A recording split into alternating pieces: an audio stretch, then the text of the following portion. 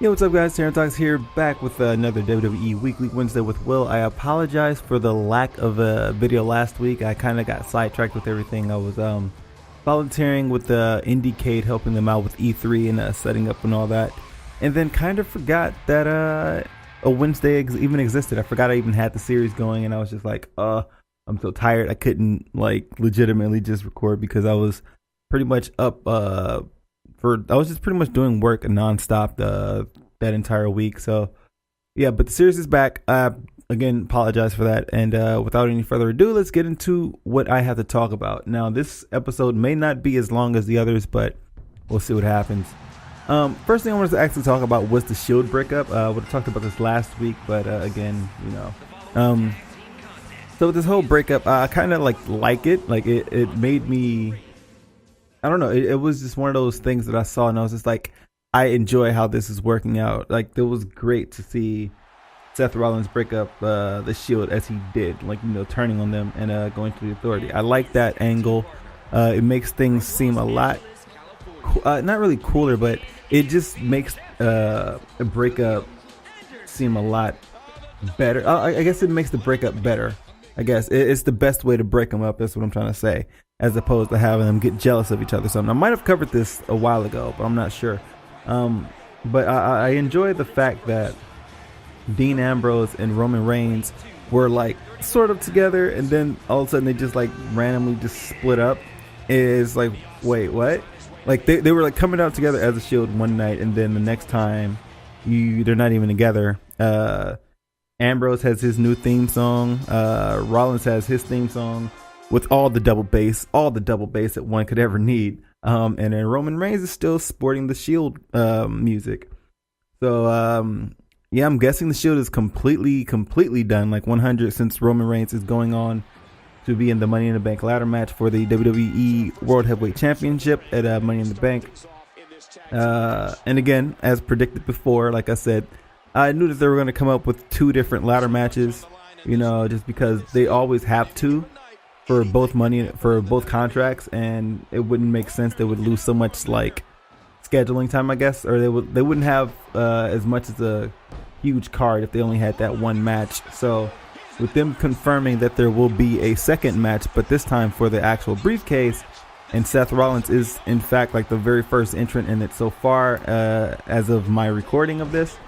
I think that's pretty cool that they have both matches, because that means depending on whichever one takes place first, which I'm pretty sure the contract match will take place first, that can create a sort of surprise element for whoever wins that later ladder match for the championship, and where somebody can cash in that same night and take the title from whoever won.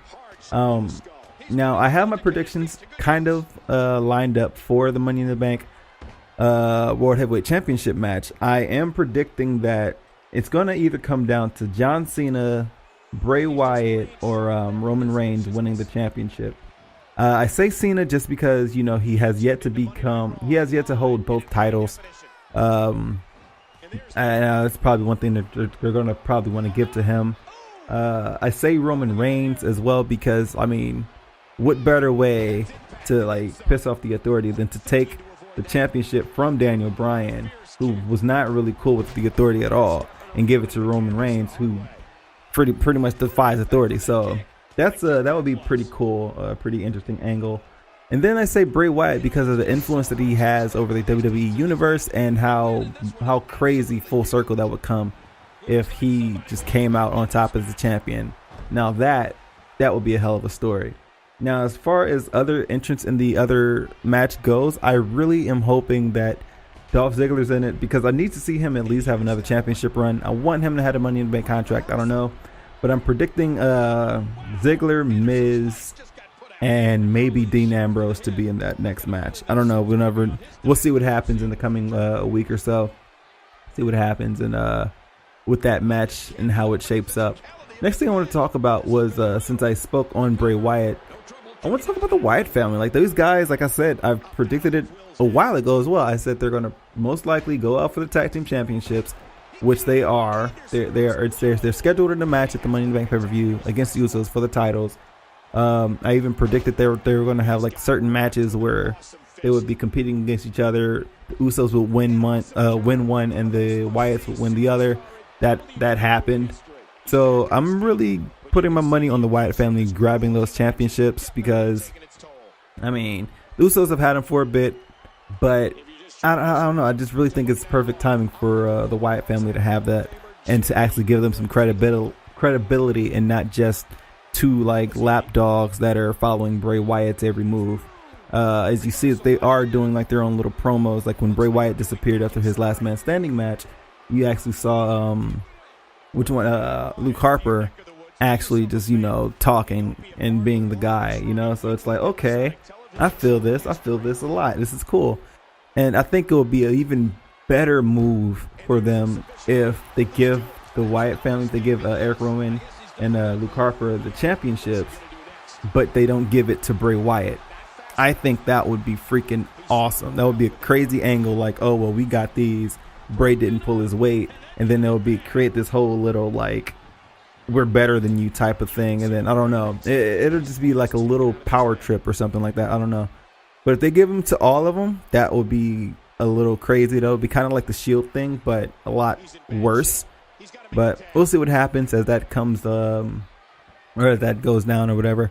Another thing I want to talk about was Naomi. Like they're finally pushing her back to be at the top. Pretty much being at the top of not at the top of the ladder of the Divas champion, of the Divas locker room, but putting her back in contention for the Divas Championship. She had her chance with AJ, then she lost it due to I still believe that if she hadn't just accidentally tapped out with her other hand, she would have been fine. But so like she beat what's her face? She beat Paige, which is cool. After what's her name? Cameron, aka what the hell's her real name? I forget. Ariane, whatever. Slapped her and blah blah blah. They're doing this whole storyline with the Funkadactyls are about to break up, which is pretty cool. I'll just love to see if Naomi can pull off a solo act. I mean, she's always been a Funkadactyl, and it would be great to actually see her be separate from Cameron and then be able to do something. Now, as far as Cameron goes, I'm not sure how well she'll bold because they'll probably just end up sending her back to NXT. Because why are you in the main roster? I don't know. We'll see what happens. But again, I'm all for Naomi's push for the Divas Championship. Is she going to win? I don't know. But I'm pretty sure they're going to put her in a match against Paige for the championship at the Money in the Bank pay-per-view, in which I believe that Naomi will win. And then upon like her winning or something like that, the next night on Monday Night Raw, AJ will return. And then be like, oh yeah, Paige, well you want your rematch and I want mine. So then it'll force a triple threat Divas Championship match at the next pay-per-view, which I believe is SummerSlam. So yeah, that'll be a pretty damn epic storyline if they can do that. If they can get it all like lined up perfectly together, that'll be like really, really sick. Now, speaking of AJ, rumor has it or whatever that her and Punk are officially married. Apparently they got married last week or something like that. Congrats to the couple, the happy couple, Miss April Brooks and Mr. Phil Brooks. I don't know.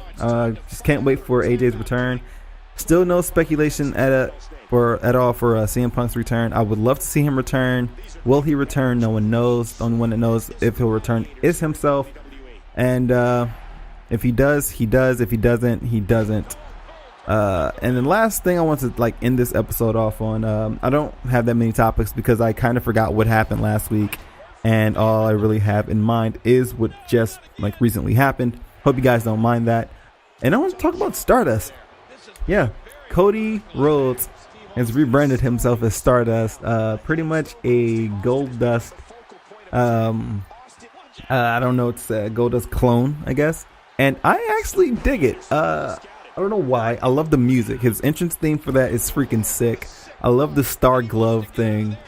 I'm 100% behind the Stardust gimmick. Not sure how long they're going to keep it going. Maybe they're going to keep it for like a short amount of time. Maybe they'll have like one huge match, and then Goldust will like call it quits and like leave the WWE, and then Stardust will go back to Cody. I don't know.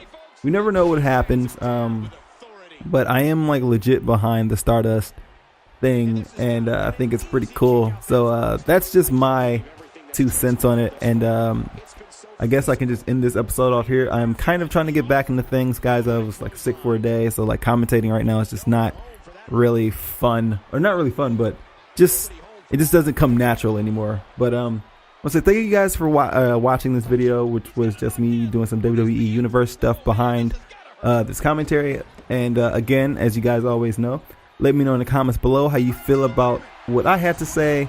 If there's any topics you think I should discuss next week. And yeah, hit that like button if you enjoyed. And thank you guys yet again for watching. This is TTarantox signing out with WWE Weekly Wednesday with Will. Catch you guys next week.